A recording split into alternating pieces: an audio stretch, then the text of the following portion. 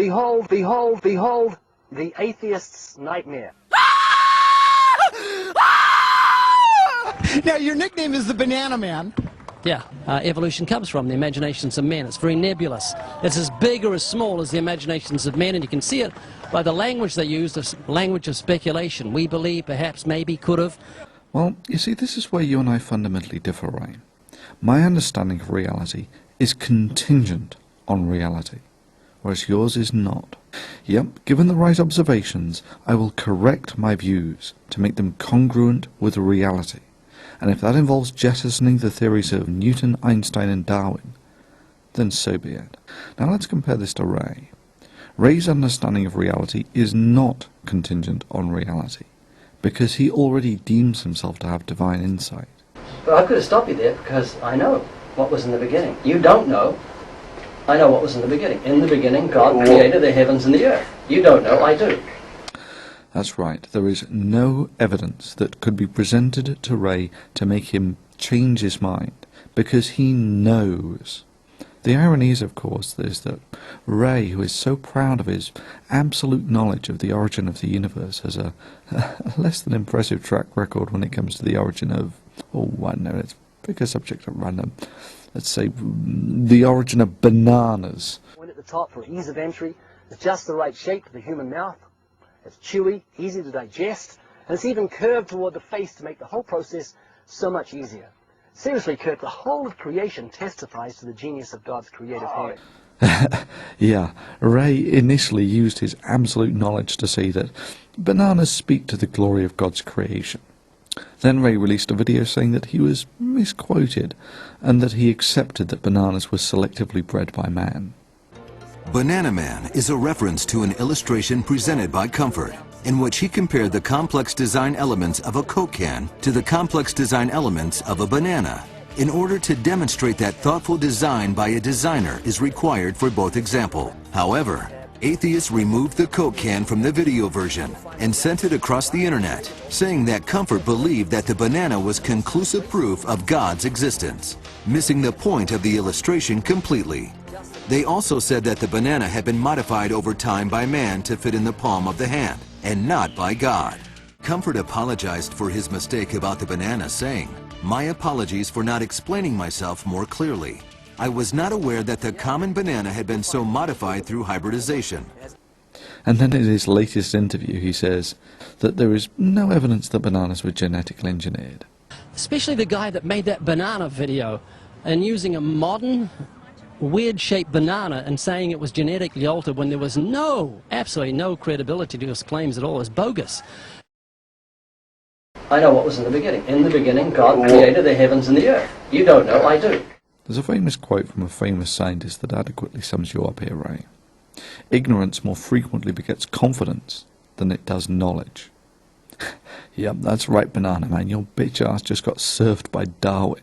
I guess these are the differences that make me a scientist devoted to building a better understanding of reality, whereas Ray is verbatim repeating a script that he prepared some 3 years ago. You can see it by the language they use, the language of speculation. We believe, perhaps, maybe, could have. We believe, perhaps, maybe, could have.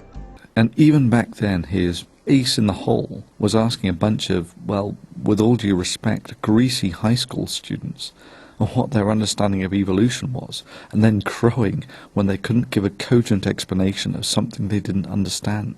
Bravo, Ray, bravo. Truly showing the calibre of your creationist arguments there by quote-mining teenagers. I mean, I'm surprised you didn't ask these experts about long division as well. Then you could have disproved mathematics at the same time.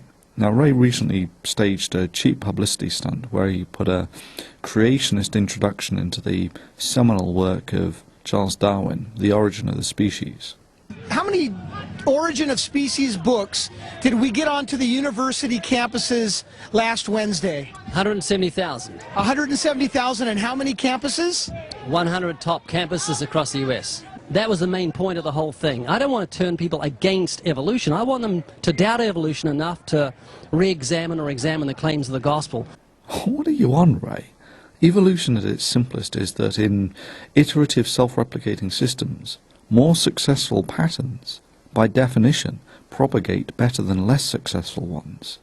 But how on earth in your mind do you get from expecting people to question what is true by definition to examining the claims of some 2,000-year-old stories about goat herders and magic men in the Mediterranean? Stand back. Banana Man is about to try logic. Richard Dawkins says I'm an ignorant fool, so if what I've written must have been ignorant foolishness. So why was he telling them to rip it out? He should be saying, read the ignorant foolishness of Ray Comfort and see what an ignorant fool he is, and it will strengthen your faith in evolution. No, Ray. Reading junk constitutes a waste of time. Yes, it's true that by reading your introduction you can come to the stunning conclusion that a man who thinks he knows with absolute certainty the origin of the universe, something that has eluded the minds of the smartest people on the planet, but doesn't know where bananas come from, is intellectually challenged. But damn, that bastardization of logic makes me cringe. Read the ignorant foolishness of Ray Comfort and see what an ignorant fool he is, and it will strengthen your faith in evolution. No, determining that Ray is a moron does not impact on the veracity of evolution any more than it impinges on the credibility of atomic theory. And Ray, faith is belief in something without evidence. Evolution stands on its ability to describe the facts. You know, the evidence that we have in reality. Strengthen your faith in evolution, but he's afraid of the gospel that it contains. That's an interesting conjecture, Ray. But where are my manners? Let me let Banana Man field the answer to that one. Blog to hundreds of atheists each day who are waiting for anything that comes out of my mouth so they can rip it to shreds, but they hang around me like... Someone says, why do you call this atheist centralist? Because atheists hang around me like bugs hang around a campfire. I can't get rid of them. I'm slapping them, say, go away. No, we're staying here. It's like a train wreck. We want to see what's going to happen next. Yep, that's right, Ray. This is the reason why people hang around you. Because you're a clown. It's not because they fear anything you have to say. They hang around you for the lulz. Dawkins suggests that you rip the introduction out because Dawkins isn't in it for the lulz. He's an educator.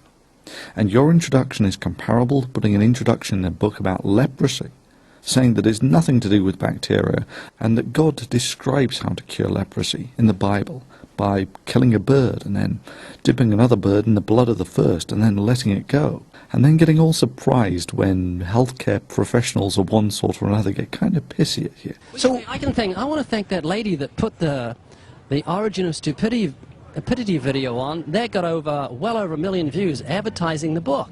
By that lady, I assume you're referring to the fiery sex-bomb goddess of Oh My God, It's Chris.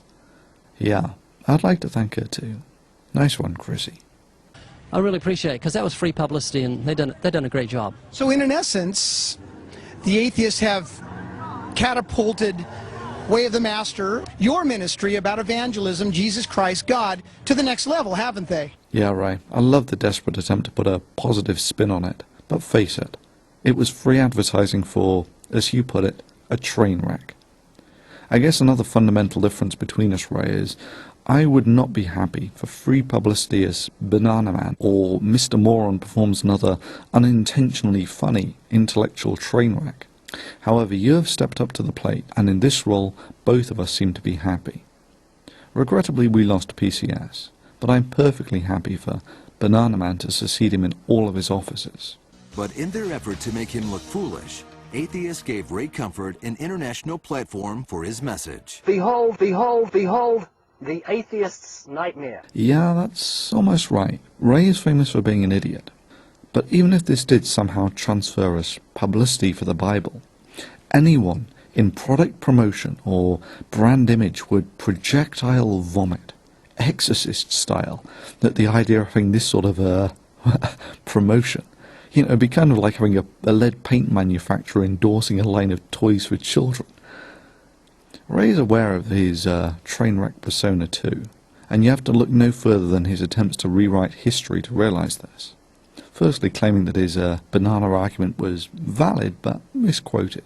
However, atheists removed the Coke can from the video version. And then, of course, acknowledging that bananas were selectively bred. Comfort apologized for his mistake about the banana, saying, I was not aware that the common banana had been so modified through hybridization. But not wanting to disappoint his loyal fans, Trainwreck Tim then gives us this gem. However, the truth remains that God gave man the knowledge and ability to modify it, so that it perfectly fit into his hand.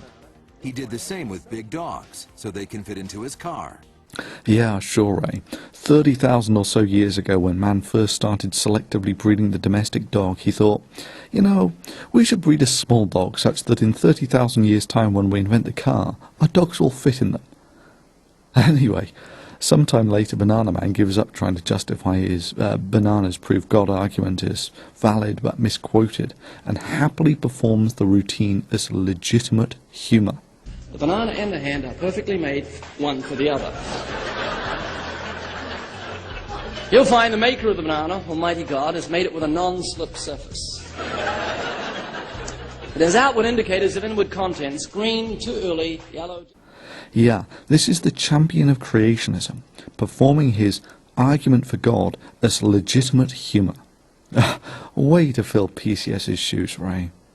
I mean, to make a Why Do People Laugh at Creationists video, you need someone of the calibre of PCS.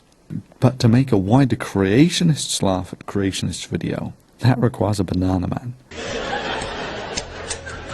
Notice the pointed top for ease of entry, just the right shape for the human mouth. Chewy, palatable, good for you, and the maker has even curved it toward the face to make the whole process so much easier. That's if you get it the right way around. Way to represent, Banana Man. Way to represent.